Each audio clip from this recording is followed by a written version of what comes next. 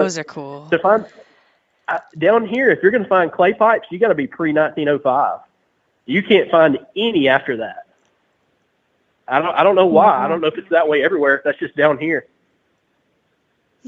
Yeah, I found very few in that dump I was telling you about, Brandon.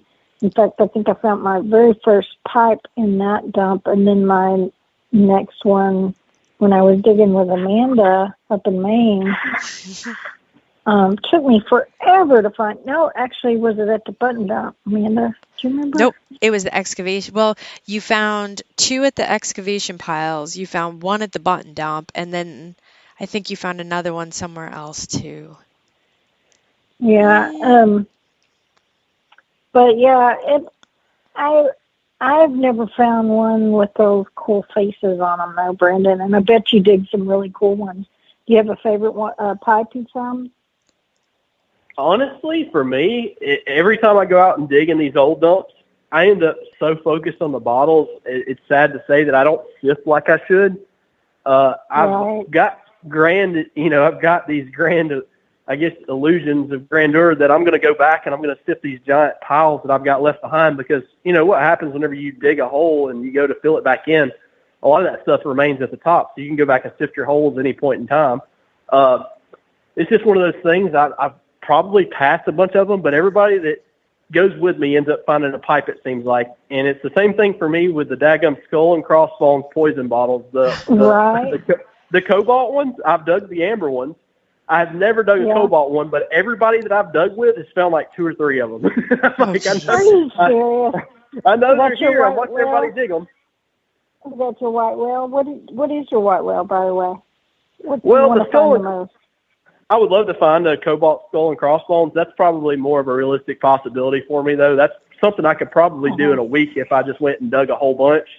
But for me, right now, there's 3 big bottles on my list that are high-dollar bottles. The Coca-Cola Hutchinson from Bessemer, Alabama is about an $8,000 bottle, and it's within about 20 minutes of where I live. So the home base for it and the plant for it was literally in my backyard. It would be great to be able to go find some of those. I found pieces of them, but never one big enough to even make into a whiskey glass, sadly.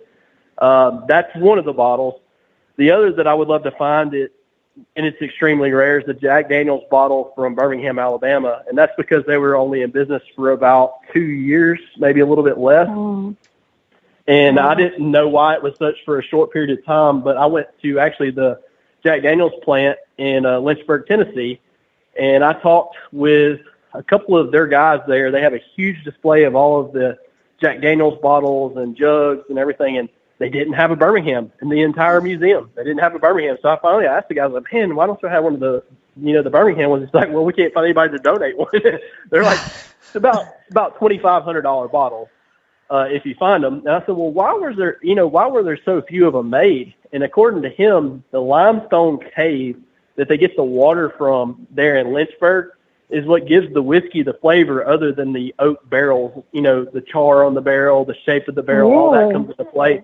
But that limestone water made all the difference from the cave. So whenever they went to Birmingham, there was no limestone cave. They were basically using well water at the time, and the well water was ruining the taste. So Jack Daniel's started to gather and they had opened one in, I think, Atlanta, too, if I remember right. I may be wrong. Atlanta, Chattanooga, somewhere in that little area. And both of those plants went out and closed the doors within 2 years because the water was ruining the taste of the whiskey. Really? Wow. Boy, you learned a lot of history there, too, just from, about that. That's fascinating, really. I find it very interesting.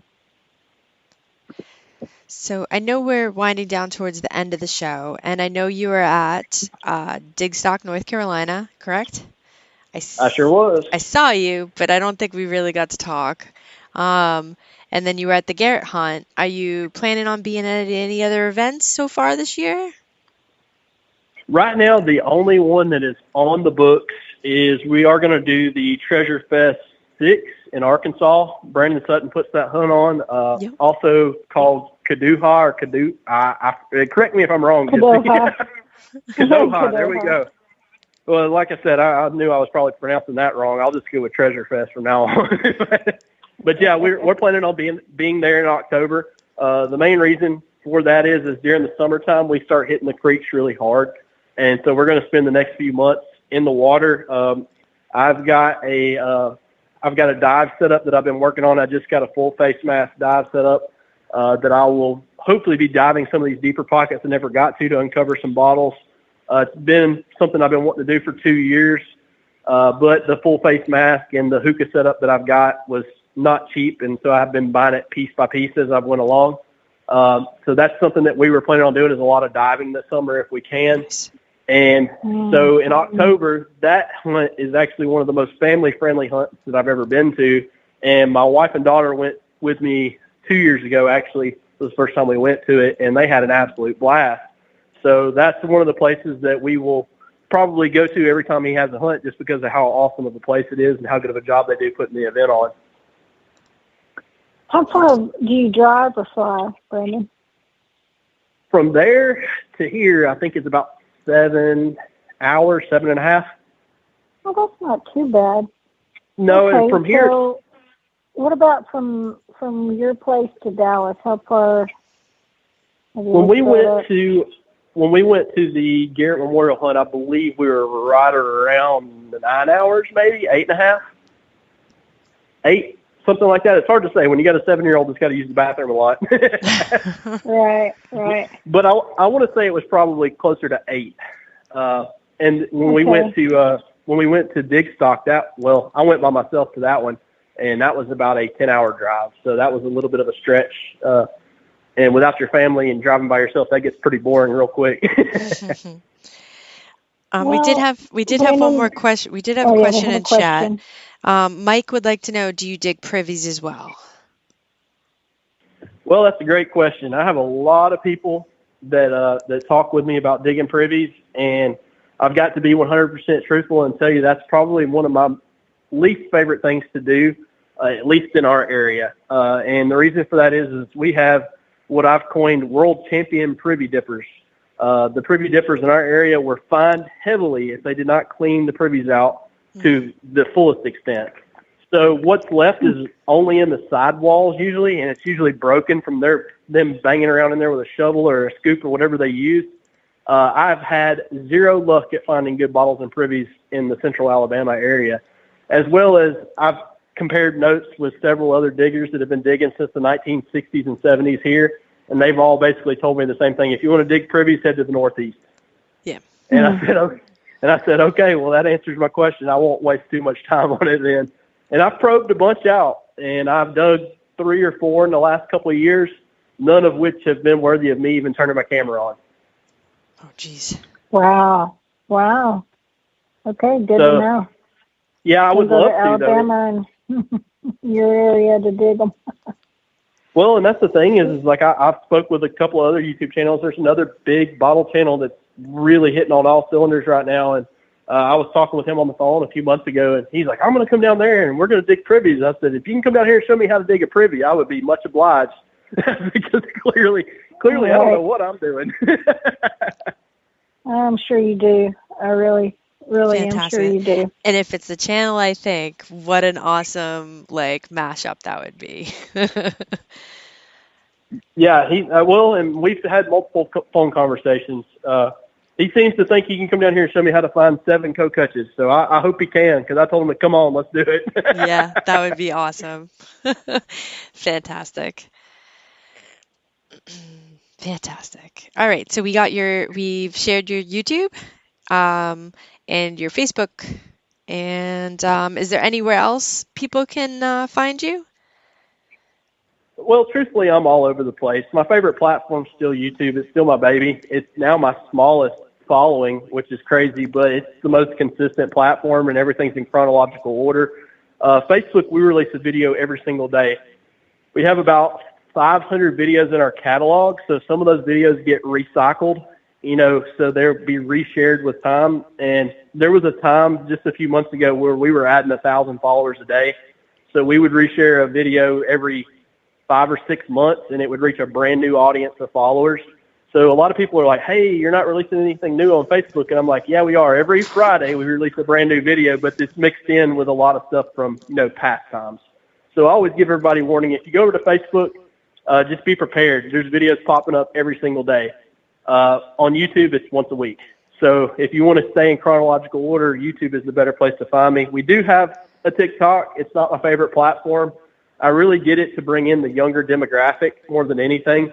The younger people seem to have a much lower attention span for what we do, and they want to get right to the point of what you found. So those 1 minute or less videos do well with the younger audience over there. We are on, Instagram as well. I don't do a whole lot over there. But, that's the main platforms for me right now is YouTube and Facebook. But if you wanted to check me out on TikTok, feel free to do that as well. I don't post over there but once or twice a month, though. Yeah, now I'm like, I've got to go find you over on TikTok. I guess I have a lower attention span. But yet I can sit and watch the 20 to 50 minute YouTube videos. I don't know. I'm all over the place.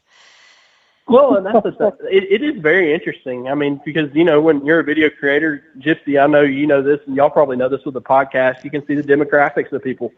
So obviously you don't know exactly how old they are, but they give you an age range, and they give you whether they're male or female or the general area where they live or what state or country. And it's always interesting for me to sit there and watch the demographics of each video to see what chimes in and really rings in with a different audience, because no offense to my current audience, I love those guys to death and they support us every week. But the new audience is what I'm always looking for, is building new people and bringing new people to the hobby. So even though I dislike TikTok and its short form videos, I think it is valuable to getting some of the younger generation, like the teenagers, more into the treasure side of it and understanding that, this stuff is fun and there's a lot of history behind it and it's worth their time learning about. So I think it's just important to just try to cover all avenues if you possibly can. Right. And Brandon, we had somebody say you have an eBay store as well. I do have an eBay store. I don't just keep it super loaded, to be truthful. The stuff sells pretty quickly. I'll go ahead and put this out there because I know the majority of your followers on this podcast are probably metal detectors. In the metal detecting genre, selling what you find is just about against all religion.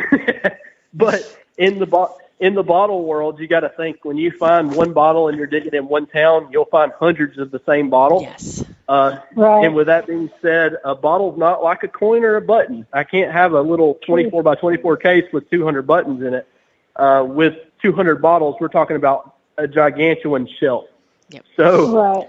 With that being said, I can't keep all the duplicates. I'd rather have those in other people's hands. So we sell the duplicates, and on the eBay store, that's also where we do a lot of our upcycling and recycling. So we also spend a lot of time in the creeks picking up broken glass and upcycling that into either jewelry or into what I refer to as whiskey shot glasses, but they can just be a drinking glass if you don't like whiskey. And they're professionally cut, ground, polished, and tumbled back to looking brand new, and they look like they were made from the factory that way. Wow. Fantastic. So what is the name of your eBay store? You should be able to just type in Adventure Archaeology eBay. We've got a website that's about to launch any day now. It's just going to be adventurearchaeology.com.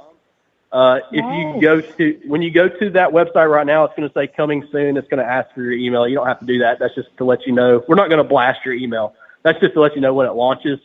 On that, the first thing you'll see when you pull it up once this site launches is going to be the current week's episode that we have filmed. Right below that will be the most recent eBay listings.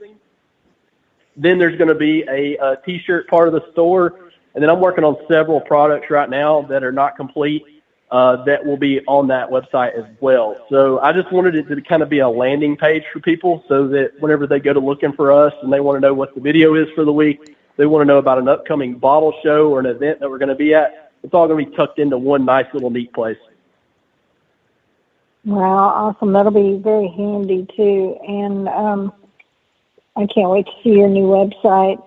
So good luck with all that. And we are out of time.